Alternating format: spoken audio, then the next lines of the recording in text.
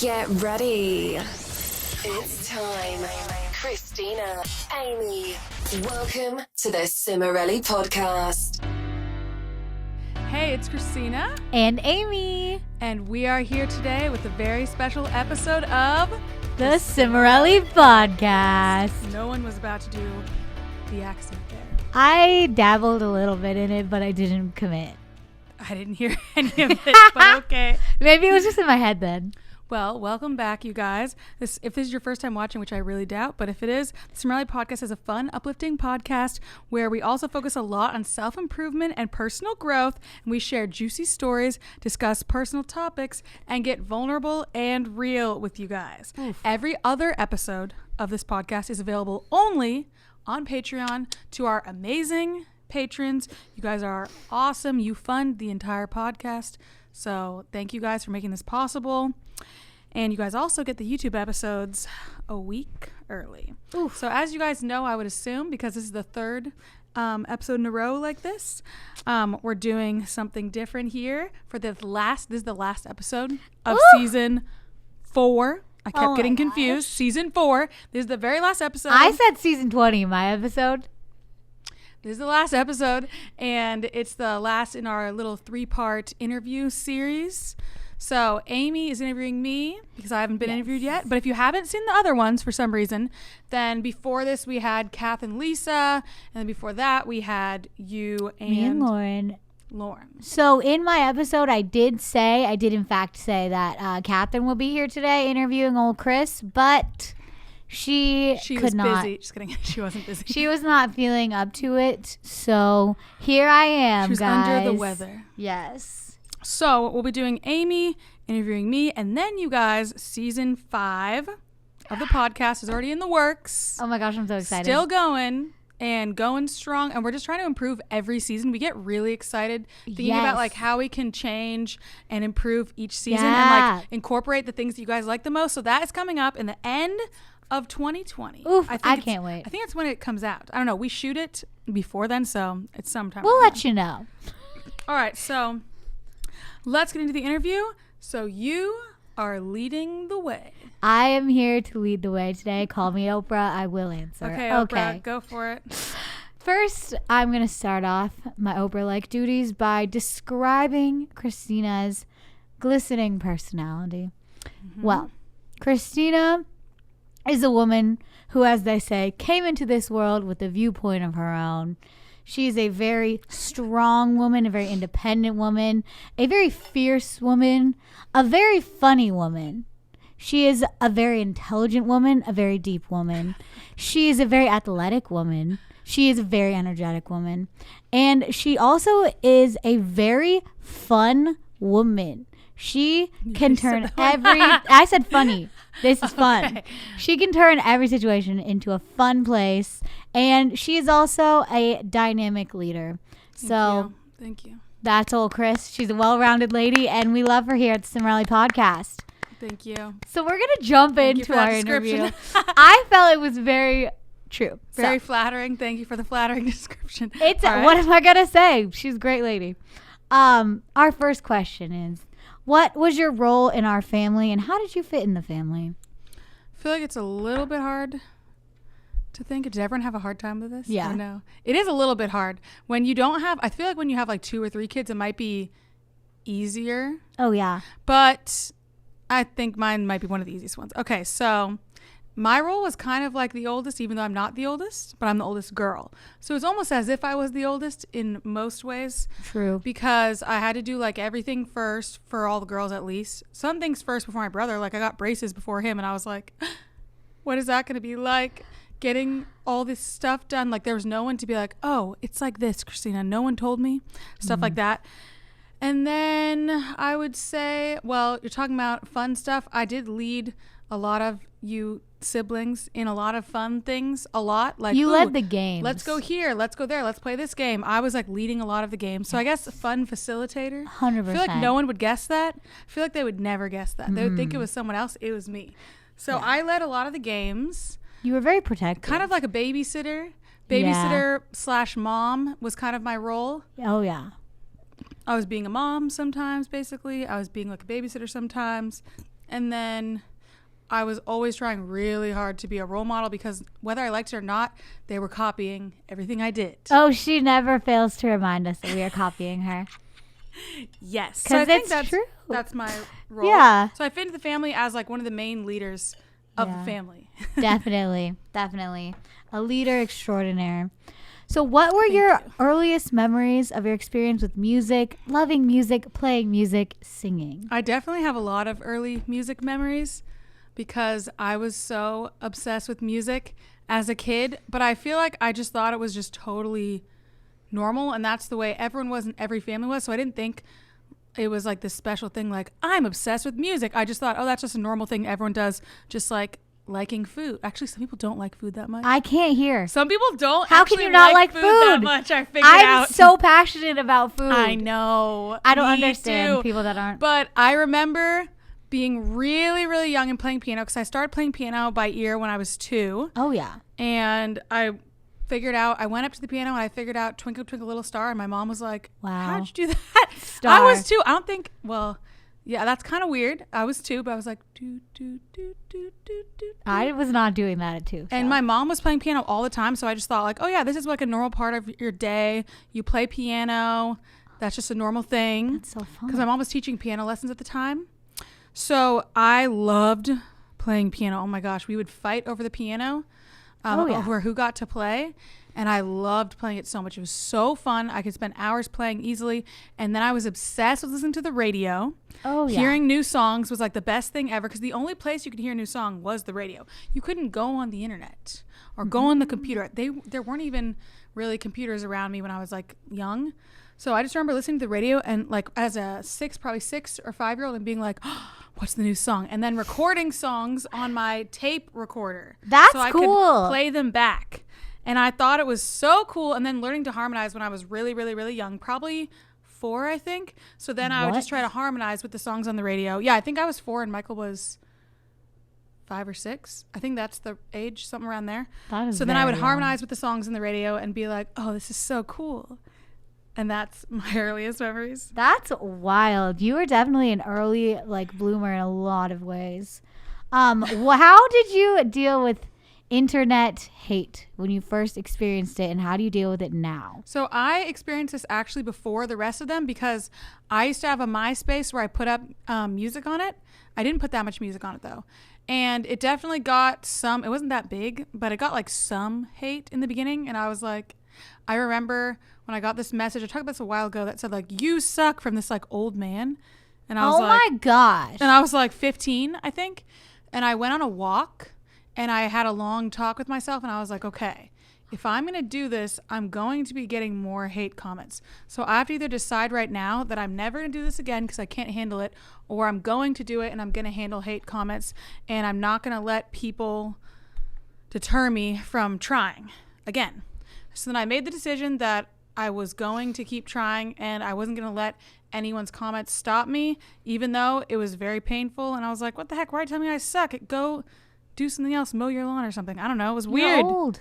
Yeah, it was weird. That is so strange because that definitely informed how you like shaped our opinion on hate comments when you sat us down and had that talk. Yeah. When our first video I came remember out. talking, I remember later when we got a lot of hate, because we got a lot of love. When you get a lot of love, you tend to get a lot of hate also. Oh, yeah. It's normally how it works.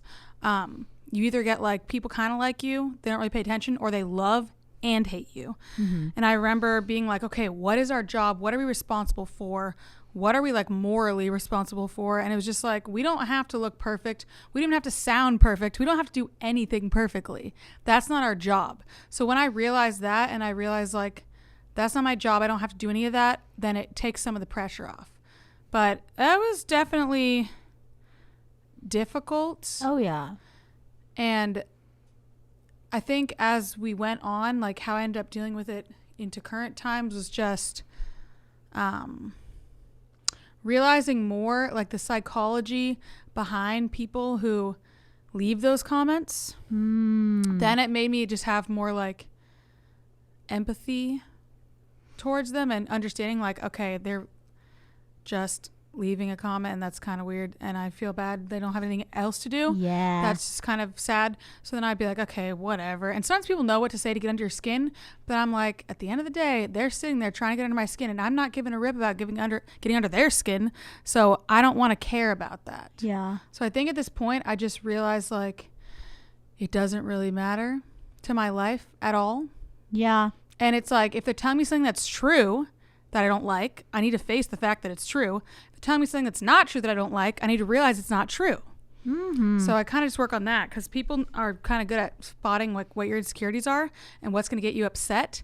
And if that's making you upset, then maybe you should work on like, ooh, this is really something I'm really insecure about, and it is getting me upset. I should figure out like what's the problem here and like maybe work on that. That's so strange that people just kind of learned how to do that and then decided to comment about it all the time. But I guess it's just misplaced aggression. Yeah. I can't even deal with people. So how would you say your experience of being in the band has changed over the years and like evolved? Well, definitely the goals changed over the years, because initially it was like, oh, we want to be famous. That was like initially it. Yeah. And I still always want to be a role model no matter what, because that was just never going to die. When I have 9 younger siblings, that's never going to go away. Even if you like disown that, it still exists. They're still going to copy me no matter what I do. All copying her. I would say our goals got better. Like I changed more to like focusing on the mission and the purpose and the impact. I think in the beginning, I did really care about, I want to be there in the, like, as a role model in the ways that people weren't there for me when I was a teenager. But that was kind of the full extent of that. And it became more apparent to me as I saw how much we were impacting people, how much I wanted to make sure we were putting out good quality stuff. And then things just really changed. Being in LA was so different, because it was like, we have to hit all these huge goals. But then once we moved to Nashville, then it was like, okay, we can change the goals and make them, they don't have to be as huge, and they can be even more meaningful. And so I would say I've learned so much more about business. I'm so much more confident leading the band and confident in my business skills, and realizing how much more I have to learn at this point. So I guess I'm more business focused now than I was before.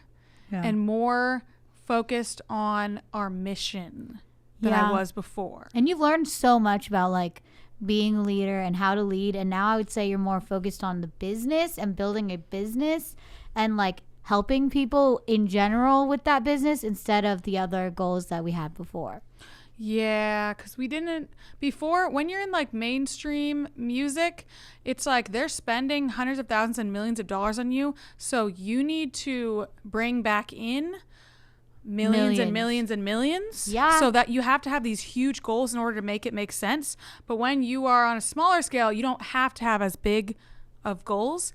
And I think now I'm really focused more on like building this core group of community who are following us, who really care about the things that we care about, like more like personal growth and self-improvement. That's a big shift right now, but also like the quality of our music, because we just have such a passion for music and for harmonies and for writing and all of that, and then for helping people to grow, like I said. So I think building that core group is more important than having this huge group of people that's hundreds of thousands or millions that are just like into watching the videos. It's like, I want to get that core group that's really meaningful. That's a shift. Yeah, because it's just us putting ourselves on the line instead of other people putting us on the line for them. When they've invested a lot that needs to be paid back. And they could lose. Yeah, it's so much pressure. Now we just invest. Yes, it's so great. The freedom, the emancipation, we love it.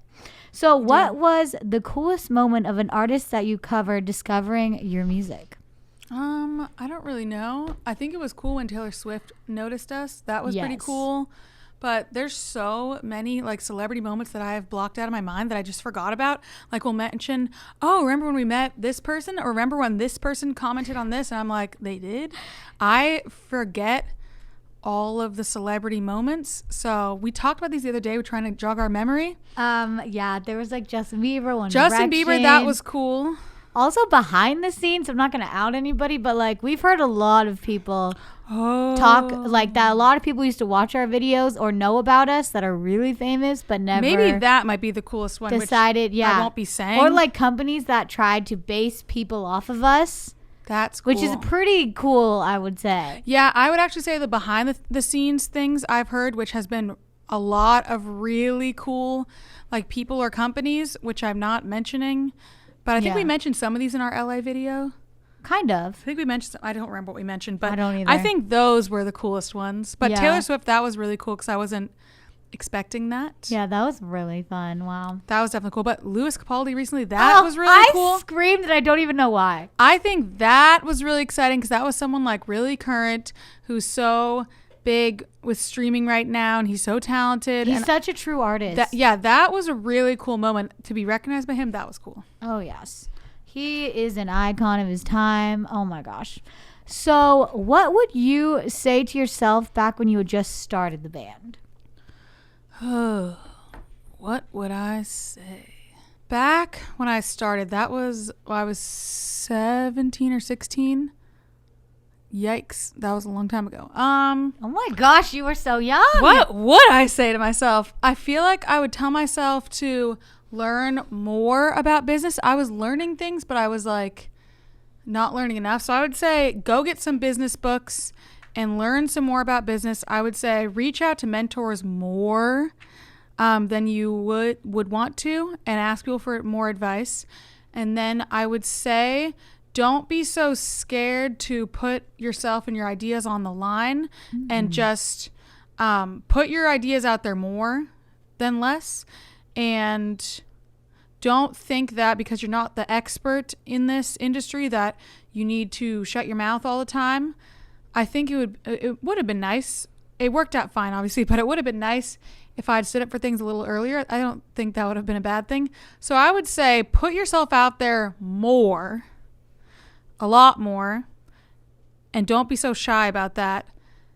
And I'm trying to think of something. I would say find some different outfits that you guys like more.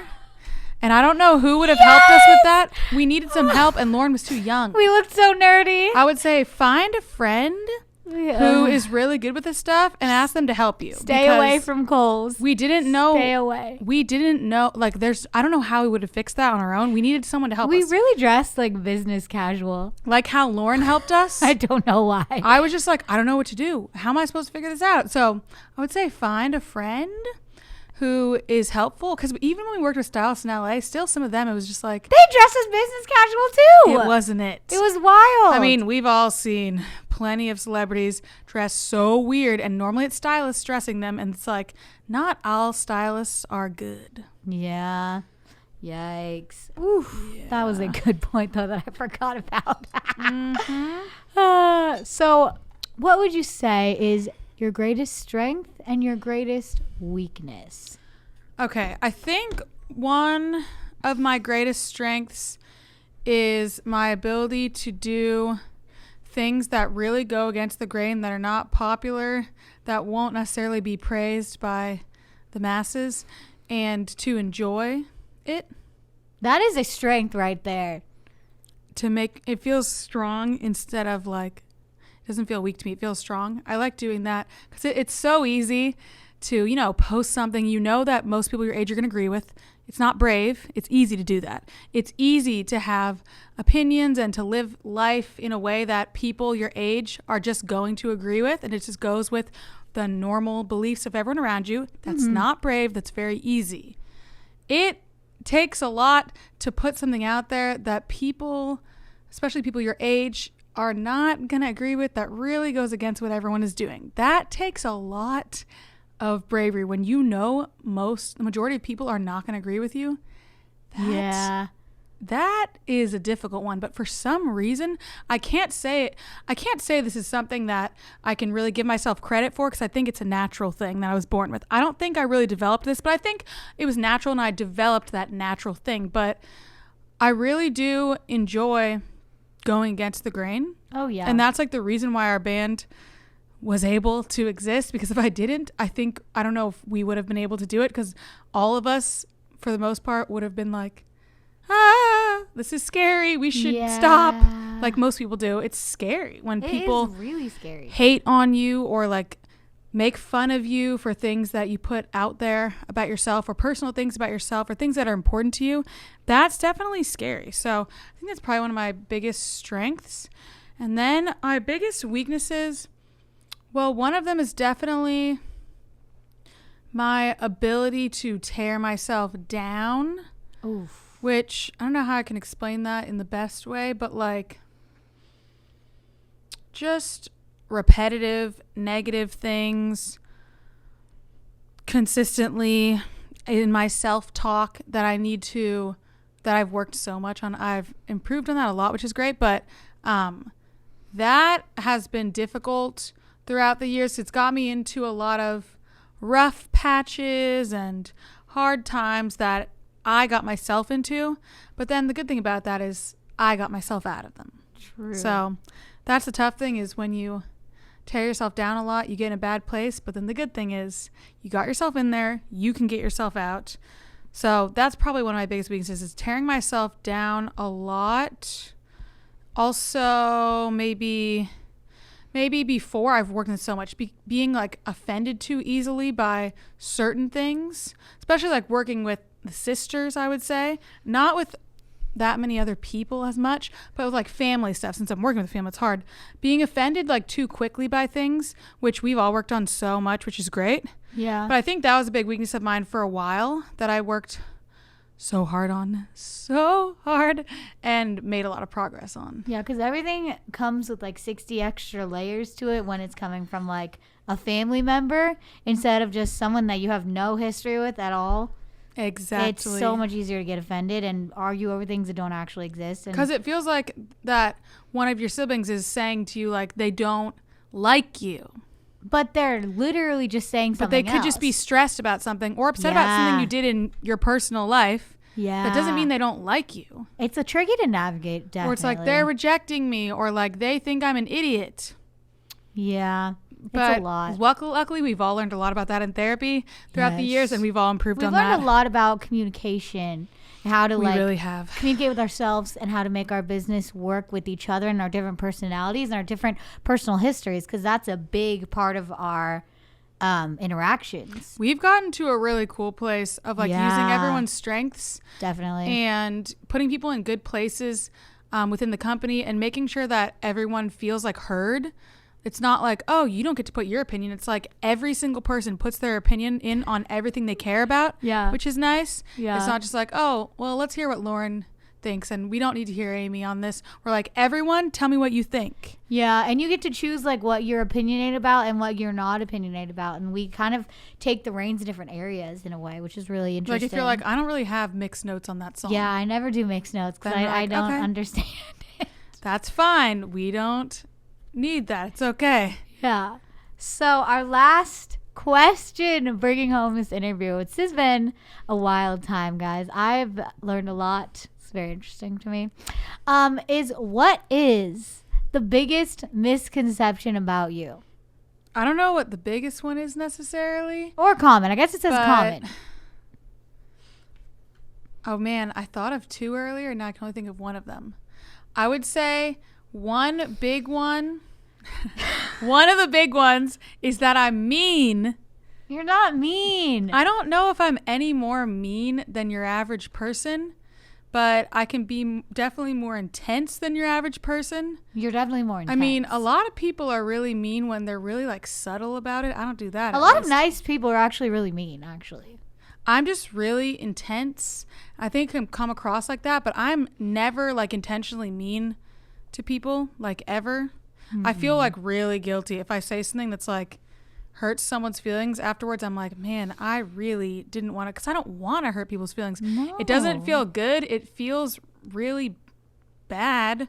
I don't want to hurt. It doesn't make me feel good about myself. I'm not like, yes, I hurt their feelings. It feels really bad. But I think when I'm stressed and I'm like trying to stay on a schedule, I can get kind of like snappy and short with things. And that can be kind of rude. But I'm like, So that's kind of a rude thing that I do, but overall I'm not like going out of my way to be like mean to people. I guess a big thing, this might be bigger, is that I'm like trying to control everything. Oh, I was going to say, people might think that you're controlling because you're a leader. Yeah, I don't have a desire to control and micromanage everyone's lives. That is just, I have so much more I have to focus on in my life. So I don't have the energy to go through like all my sisters' lives and be like, what are you doing with this? What are you doing with that? Tell me about this. Tell me about that. You better do this. I just don't have the energy for that. And I don't like doing that. It doesn't feel good or right. I don't like being in control of everything. That's a lot of pressure. I don't like being in control of everything. I like to lead, but I don't want to be in control of everything. You've never been a controlling person. Like, I'm thinking about it now, and I'm like, you've literally never been controlling. You're very much like a leader, and if people want to follow you, then you'll tell them what to do, but you're not going to be like tracking us on Life 360 and being like, that's my job. Okay? I want people to want to follow me. Yeah. It doesn't feel good when you're a leader and you've like controlled everyone into following you. I think I was more controlling than I am now. Because that involves manipulation. When I was younger. Which you're not manipulative. You are so not manipulative. I hope not. Literally not. I think I was a bit more controlling when I was younger, but still not that much. And I was like, this is not good. I don't like it. Because it's not fun. Yeah, it's too much pressure. It doesn't make a good dynamic. We're just trying to hang. Yeah, I want a good dynamic. I want things to be fun. I want people to want to follow me, not like begrudgingly follow me or follow me like out of fear or something. We're all adults. We're all in our literal 20s. Like, if we didn't want to be here, we wouldn't be here. And we follow you because we think you're a great leader. Thank you. And you built a great company. So it's like, I think maybe sometimes I give like too much advice, but that's like the older sister that's never going to die. Yeah, but no, you never make it feel like you take my advice or you die. You're always like, you can take my advice. I know you probably won't, but this is my POV. Yeah, that's it. Because it's, I mean, if you give your advice and you expect everyone to do everything you say, that is not going to work. No, I kind of lean towards that. And like, why would I think I know everything? I have advice on things, but it's like at the end of the day, I don't know if I'm 100% right. I don't know the future. I don't know all these things. So that's just a bit over the top, bit arrogant. I don't know everything. So I don't think I have the right to advise everyone on everything. I have like, here's what I think, but I don't know if it's right, but this is just my thoughts. So add it into your pro-con list. Yeah, that's more you, a pro-con list kind of lady. So I think that's a big misconception about me, although probably most people on Patreon, I don't know if you guys think that, it's probably more like random people on YouTube who don't know me that well. I feel like you guys probably don't think that because you've gotten to know me better because you've seen a lot more from me. Yeah. Alrighty, well that concludes our interview. That's our last episode of season 4, not season 20. It's season 4, not 20, in case you're wondering. Which is so crazy. I'm really excited for season 5 because I just feel like it's so exciting to start new projects, and it's really exciting to like build off what we have created and improve it and get your guys' feedback on it. So I'm really excited about season 5. So you guys will be the first to hear like the new release date and like see the premiere. I think we premiered on here. Yeah, we do. I believe we premiered. We definitely I think do. The last one we premiered on YouTube because we had to, I think. We had to. Because we were doing it.